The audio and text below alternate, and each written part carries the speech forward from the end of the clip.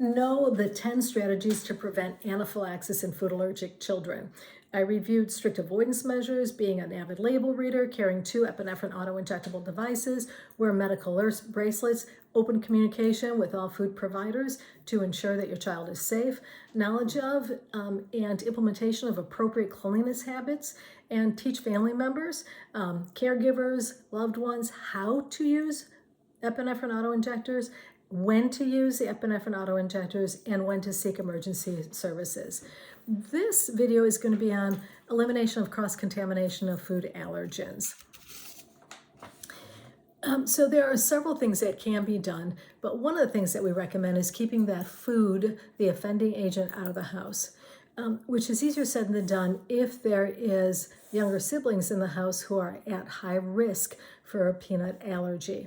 So LEAP, Learning Early About Peanut Allergy, showed that there are some individuals who are at high risk for developing peanut allergies, and those are children who have moderate to severe eczema and or have egg allergy. So the recommendation is that you want to introduce peanut proteins into their diet as early as 4 months in some cases, after identifying that they are not allergic to peanuts. The key thing is, again, to introduce it into their diet at irregular intervals. The problem is then you can't keep the food out of the home. If there is an older sibling in the home that has a peanut allergy, then that peanut protein will need to be in the home. So that's when you have a conversation with your allergist and identify what's going to be the very best strategy for all the members of the household.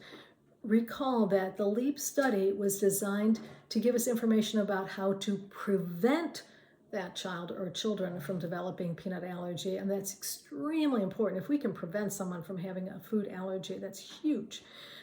So that's going to be important to have that conversation with your primary care doctor or specifically your allergist. Another option or another way to eliminate cross-contamination of food allergens, because frequently it will occur when you're at a restaurant, when you're eating out. So you can take home-cooked food to the restaurant instead of ordering off the menu. I typically recommend that you prepare your child's one of their favorite foods, because they may look forward to ordering off the menu and you're telling them they can't do that, but all the siblings are ordering off the menu.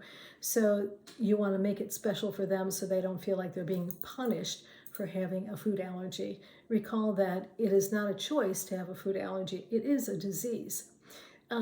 When at home, though, you can prepare the safe meal first before any other foods are out, any other allergenic foods, especially if you're in a household where you are not keeping that particular food completely out of the house. You want to keep food containers covered to prevent spills from other foods, and you want to designate specific containers of food for the allergic person, that only that person can use those particular containers. Know that inhaling tiny particles, food particles, as a result of steaming, boiling, frying, grating, shredding, grinding, can cause them to become aerosolized, and they can cause or trigger an allergic reaction in highly sensitive people. So food allergic individuals should definitely avoid situations in which aerosolized foods can be inhaled.